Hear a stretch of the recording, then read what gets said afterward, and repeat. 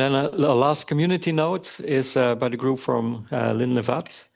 She has been talking in previous LINHACs on leadership in minor Canadian hockey leagues, and this is a follow-up study that we'll hear about.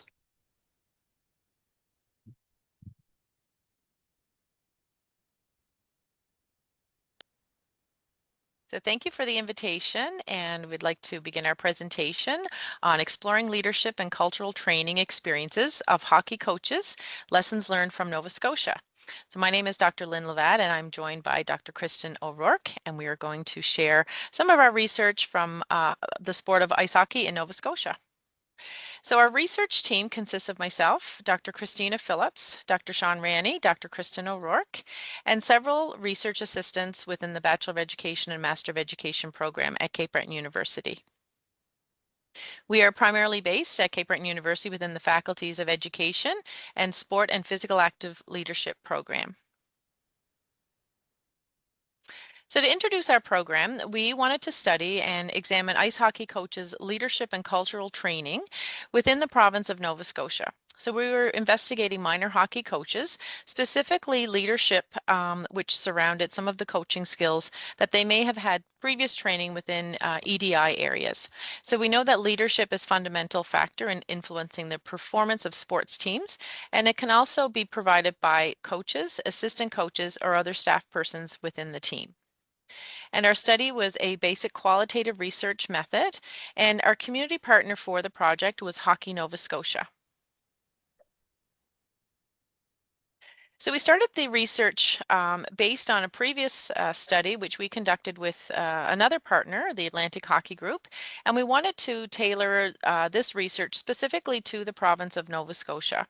So our research question was, what are the experiences of the leadership and cultural training experiences of ice hockey coaches in the province of Nova Scotia? So for this study, we had a qualitative study approach, and our participants included 19 males and 6 female coaches.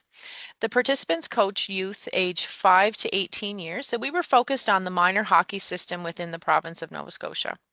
And the study aimed to investigate various leadership and cultural training experiences or professional development experiences that the minor hockey coaches had experienced within their official training, or it could also be unofficial training that they may have received through the community. And so we started our research with 5 open-ended questions, and we wanted to collect some information, some demographics on the participants themselves. We also wanted to learn about the previous types of experiences they had in terms of culture, diversity, inclusion. And we also wanted to understand some of the rationale in terms of some of the challenges maybe that they had experienced as a coach, coaching minor hockey within the province. And so these interviews were conducted both online or in person, depending on convenience and where the individuals were located. So I'm going to finish off one short area here, and then I'm going to pass it on to my colleague. So a little bit more in detail on the interview questions. As I mentioned earlier, we wanted to get some demographics based on some of the background information, how many years they've been coaching, excuse me, if they were coaching female hockey, if they were coaching male hockey, also to describe some of the training certification that they may have received, as well as the format that they had received the training and what the content may have included. So you can see some of the questions also focused a little bit on cultural responsive training, and also giving some details of that, especially when working with diverse populations or players on the team.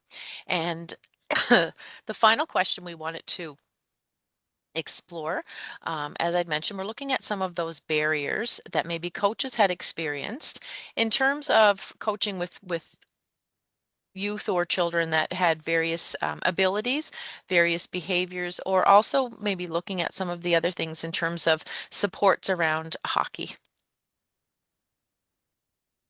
So I'm going to move over to our next slide, and Kristin will take over and talk a little bit about the demographics that we collected in terms of our participants.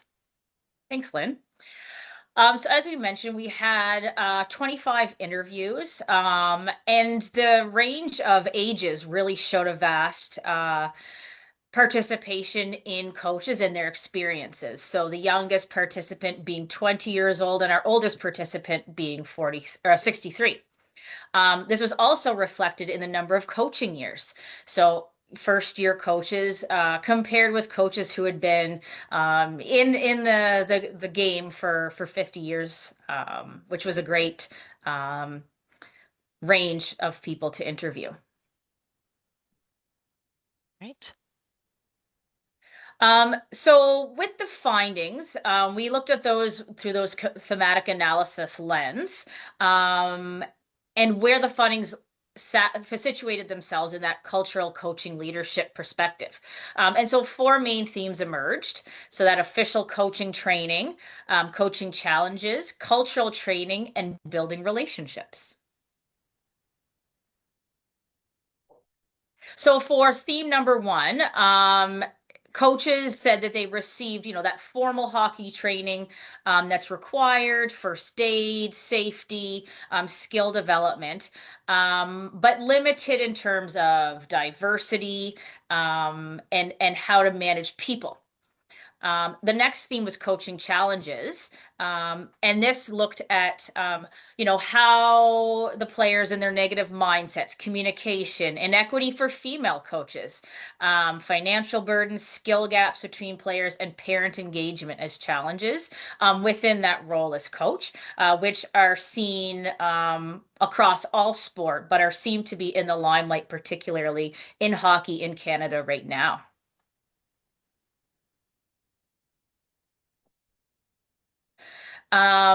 So for the discussion and the conclusion, the aim of the research study was to explore cultural leadership training for minor hockey coaches. And again, we know that they receive a lot of the training that's specific to on ice training, but looking at those other cultural and diversity pieces. The results further complement existing research and theories surrounding coaching and leadership. But in terms of limitations, we were limited by gender, as 19 of 26 participants were male. However, CBU now has the first rink in Canada dedicated to women's hockey. So perhaps as we continue in our research, we may have more female hockey coaches within our area that we can use to help bridge this gap that exists. Coaches were interested to receive in-person versus online training. I think in-person has a lot of value, particularly in that communication piece. And coaches noted limited training received or knowledge of EDI principles. As we mentioned, a lot of those on-ice pieces do not cover EDI perspective. And coaching is an integral role within any sport, and especially critical are the skill sets required for coaches to motivate and communicate with players. We know that a lot of our coaches are former players themselves, and we want to make sure that that leadership piece is strong and is shared with the youth of today.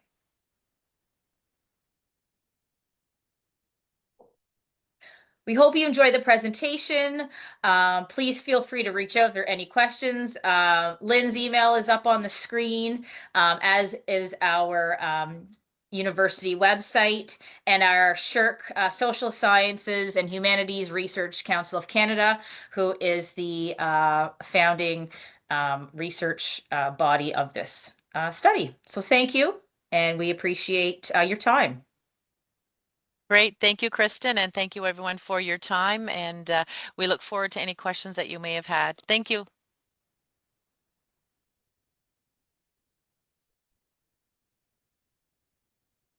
And if you have questions, you can, are they online now? No, right? I didn't see them online. No. So if you have any questions, send them a mail.